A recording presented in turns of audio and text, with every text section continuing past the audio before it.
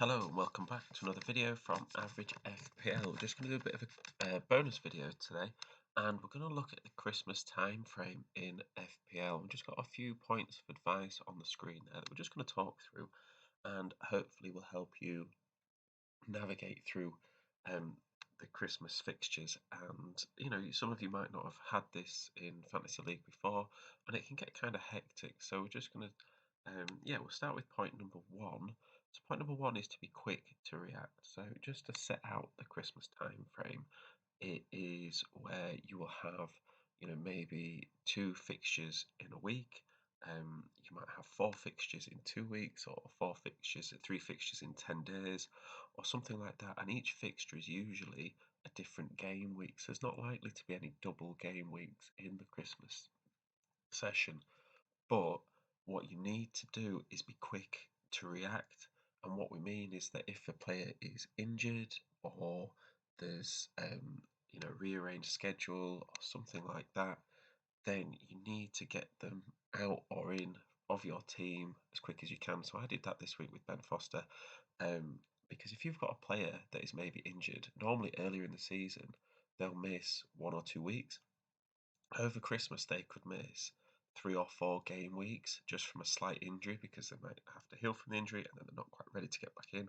And it can really magnifies the impact it can have on your team, and the points you can get. So, you might think, oh, I don't want to get rid of this player because, they're a really good player, but they're not going to score you points. You always get them back in a few game weeks, and then you've maximised your point scoring opportunity as well. So don't hang on to the players that are maybe injured or got a knock. If you're not sure, get in some dead certainties. Right, point number two, I would say, is watch the deadlines. So it's even started on the 1st of December, or 30th of November. There's a game week, and it's only 2 days after the previous game week. So you have to really keep an eye and look ahead of where the deadlines are, because the amount of people that get caught out, especially over Christmas, where you might have other commitments, you're seeing family, you're doing other things, it's really easy to miss a deadline. Um, so if you look ahead now and just make little notes of where these deadlines are and what time the deadlines are as well, because they really change depending on whether it's a midweek game week or a weekend game week. It's just good to be prepared, um, and it'll just help you out and avoid you missing out on some points or making those changes to your team.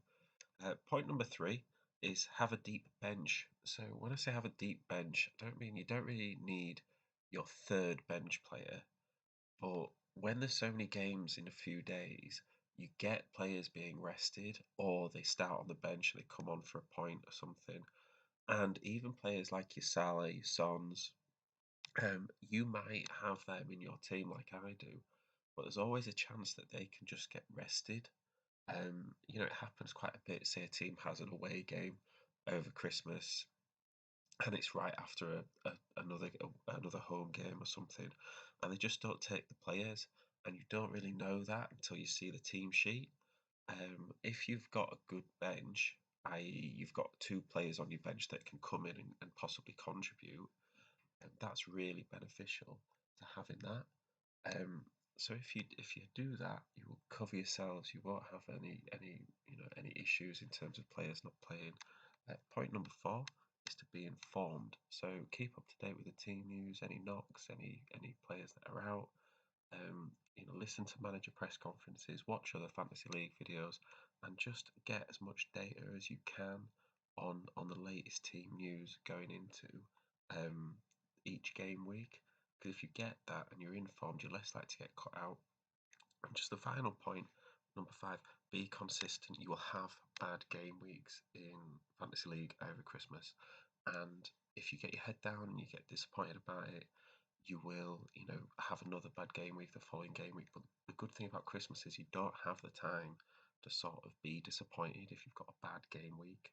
You really just need to pick yourself up and think about the next game week, so you can get on a really good run of form.